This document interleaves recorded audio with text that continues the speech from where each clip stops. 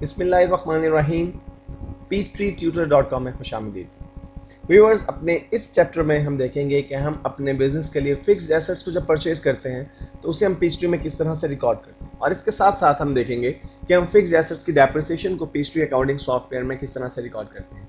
Viewers, fixed assets की management के लिए पीचट्री में अलहदा से एक पूरा मॉड्यूल मौजूद है, लेकिन उस मॉड्यूल को इस्तेमाल करने के लिए आपको उस मॉड्यूल को परचेज करना पड़ता है। अगर आप उस मॉड्यूल को परचेज नहीं करना चाहते तो हम देखेंगे उस सूरत में आप पेस्ट्री की मदद से किस तरह अपने फिक्स्ड एसेट्स की रिकॉर्डिंग और उसकी डेप्रिसिएशन को रिकॉर्ड करते हैं। इस वक्त मेरे पास व्यूअर्स पेस्ट्री अकाउंटिंग सॉफ्टवेयर में हमारा वही सैंपल कंपनी का डाटा यानी असद कंप्यूटर्स का डाटा एंटर है, ओपन है इस वक्त। और अब मुझे सबसे पहले अपने फिक्स्ड एसेट को परचेज करना है, तो उसके लिए मुझे क्या करना होगा व्यूअर्स? उसके लिए मुझे अपने चार्ट ऑफ अकाउंट में वो अकाउंट ऐड करना होगा जिसे मैं परचेज करना चाहता हूँ, वो एसेट ऐड करना होगा जिसे मैं खरीदना चाहता हूँ।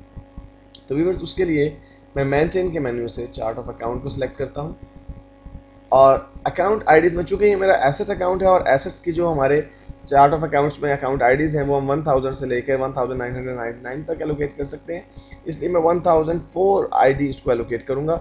और डिस्क्रिप्शन इसकी है फर्नीचर, यानी मैं फर्नीचर परचेज कर रहा हूं। और अकाउंट टाइप में से मुझे डेफिनेटली एसेट्स को परचेज करना है। फिक्स्ड एसेट मुझे परचेज करना है, तो फिक्स्ड एसेट की कैटेगरी अलहदा से मौजूद है मेरे पास। मैंने फिक्स्ड एसेट को सिलेक्ट किया और सेव कर दिया। व्यूअर्स, अब हमारे चार्ट ऑफ अकाउंट में एक फिक्स्ड एसेट रिकॉर्ड हो चुका है। अब हम इसे परचेज करते हैं। परचेज करने के लिए हम जर्नल एंट्री का सहारा लेंगे, और जर्नल एंट्री रिकॉर्ड करने के लिए, जैसा कि मैं पहले भी बता चुका हूं कि आप एक से ज्यादा तरीके इस्तेमाल कर सकते हैं, लेकिन मैं इस वक्त टास्क में से जर्नल एंट्री को सिलेक्ट करता हूं।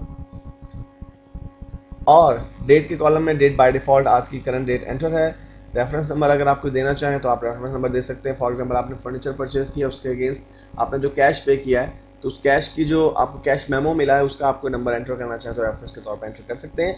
लेकिन यहाँ पर मैं डायरेक्टली फर्नीचर को डेबिट करूंगा मैं, यानी फर्नीचर अकाउंट मेरा जो मैं परचेज कर रहा हूँ, फर्नीचर अकाउंट को मैं सिलेक्ट करके डेबिट करूंगा। और नरेशन में मैं लिखता हूँ परचेज्ड फर्नीचर, और व्यूअर्स इसको मैं डेबिट कर देता हूं 20,000 और क्रेडिट करूंगा मैं अपने कैश के अकाउंट। कैश अकाउंट को व्यूअर्स मैंने सिलेक्ट करके क्रेडिट कर दिया। परचेज फर्नीचर, इसकी नरेशन भी मैं एज इट इज रहने देता हूं और क्रेडिट कर देता हूं वही अमाउंट, यानी 20,000 रुपए से। और व्यूअर्स, इस ट्रांजेक्शन को मैं सेव कर लेता हूं। अब हम एक फिक्स्ड एसेट को परचेज कर चुके हैं, और अगर हम देखना चाहें तो हम देख सकते हैं कि हमारी बैलेंस शीट में ये एसेट रिपोर्ट हो रहा है या नहीं। तो मैं रिपोर्ट्स के मेन्यू में से जाके किसी भी एक कैटेगरी को सिलेक्ट कर लेता हूं। मैं यहाँ पे फाइनेंशियल स्टेटमेंट की कैटेगरी को सिलेक्ट करता हूं, क्योंकि कोई भी हम इसमें से ऑप्शन सिलेक्ट करें हमारे पास रिपोर्ट्स के लिए सिमिलर मेन्यू अपीयर होता है। यहाँ से व्यूअर्स हम फाइनेंशियल स्टेटमेंट में से balance sheet, standard balance sheet को सिलेक्ट करते हैं और ओके कर देते हैं करंट पीरियड को सिलेक्ट करके।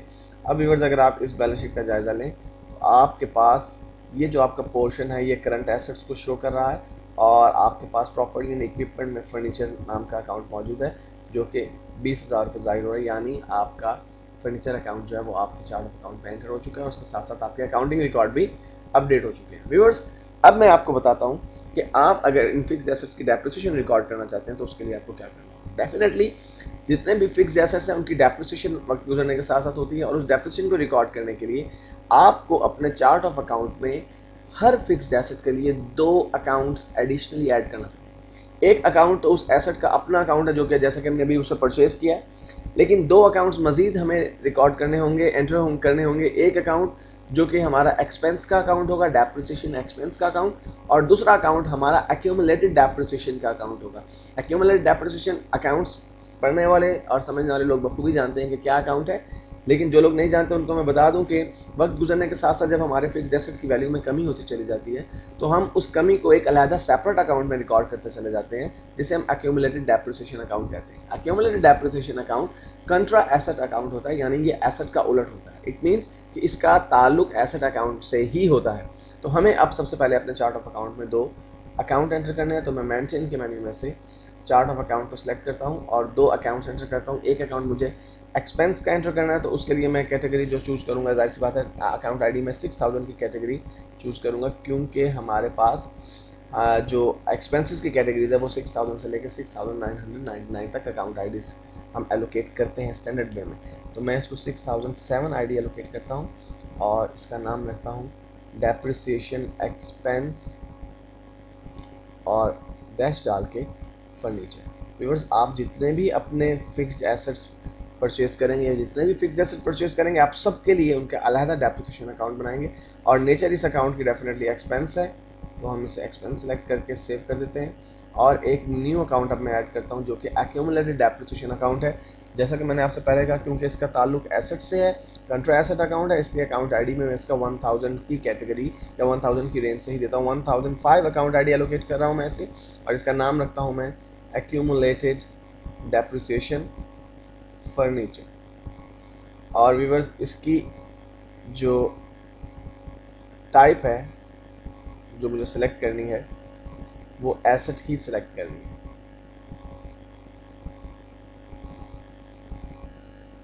सॉरी व्यूअर्स, हमारे पास एक्यूमुलेटेड डेप्रिसिएशन के लिए अलग से नेचर ऑफ अकाउंट मौजूद है, यानी एक्यूमुलेटेड डेप्रिसिएशन की, और हम एक्यूमुलेटेड डेप्रिसिएशन की ही टाइप को सिलेक्ट करेंगे और इसको सेव कर देते हैं। अब हमारे पास हमारे मतलूबा अकाउंट्स मौजूद हैं, और अब हमें करना ये है कि जब हमें डेप्रिसिएशन रिकॉर्ड करनी होगी, हम एज्यूम करते हैं कि ईयर एंड आ गया, साल का अख्ताम आ गया, क्योंकि अमूमन डेप्रिसिएशन जो चार्ज की जाती है वो साल के आखिर में चार्ज की जाती है। हम एक जर्नल एंट्री की मदद से अपनी डेप्रिसिएशन रिकॉर्ड कर सकते हैं।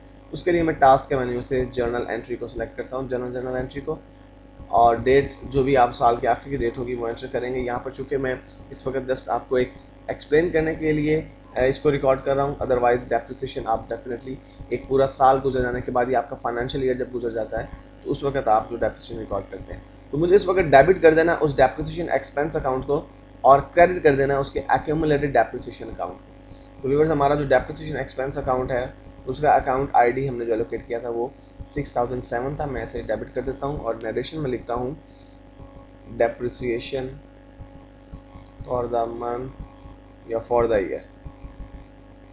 और व्यूअर्स, इसको यहाँ हम अज्यूम करते हैं कि ये इसकी एक साल की डेप्रिसिएशन जो 1000 हुई है, तो मैंने 1000 डेप्रिसिएशन इसके रिकॉर्ड कर दी। डेफिनेटली आप डेप्रिसिएशन की कैलकुलेशन के लिए मैनुअली तौर पर कैलकुलेशन करेंगे कि आप कौन सा मेथड अडॉप्ट कर रहे हैं डेप्रिसिएशन रिकॉर्ड करने के लिए, और उसके लिए आप मैनुअली कैलकुलेशन करने के बाद जस्ट उसकी एंट्री आप पास कर देंगे। और हमें क्रेडिट कर देना अपने एक्यूमुलेटेड डेप्रिसिएशन अकाउंट को, तो उसका हमारे पास अकाउंट आईडी व्यूअर्स जो है वो 1005 है, और इसकी हम क्रेडिट कर देते हैं अमाउंट भी 1000 से, और इस ट्रांजेक्शन को व्यूअर्स में सेव कर देता हूँ। अब हमें देखना ही है कि क्या इस एंट्री का इम्पैक्ट भी हमारे रिपोर्ट्स पर, हमारे लेजर्स पर और हमारी फाइनेंशियल जो रिपोर्ट्स हैं उन पर इम्पैक्ट पड़ चुका है। तो व्यूअर्स, मैं अगर रिपोर्ट्स के मेन्यू में जाके आपको कई रिपोर्ट्स में इसका इम्पैक्ट दिखा सकता हूँ। मिसाल के तौर पे अगर हम बैलेंस शीट में इसका इम्पैक्ट देखना चाहें, तो आप देखेंगे उस एसेट में से, उस देखिए आपके जो फर्नीचर है उसमें से उसकी एक्यूमुलेटेड डेप्रिसिएशन लेस हो रही है, और उसकी करंट वैल्यू जो 19000 आपके सामने रिपोर्ट हो रही है। यही चीज़ व्यूअर्स अगर आप इनकम स्टेटमेंट में जाके चेक करेंगे, तो इनकम स्टेटमेंट में आपको 1000 रुपया एक्सपेंस के तौर पर नजर आएगा।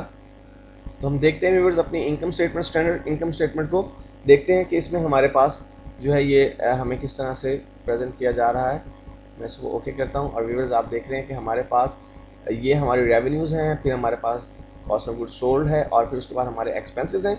और एक्सपेंसेस में आप देखिए व्यूअर्स कि आपका डेप्रिसिएशन एक्सपेंस फर्नीचर भी शो हो रहा है 1000 से। इसका मतलब है कि इस जर्नल एंट्री की मदद से हमने प्रॉपर्ली डेप्रिसिएशन को ना सिर्फ रिकॉर्ड किया, बल्कि उसका इम्पैक्ट भी हमारी फाइनेंशियल स्टेटमेंट्स पर बिल्कुल दुरुस्त तरीके से पड़ चुका है।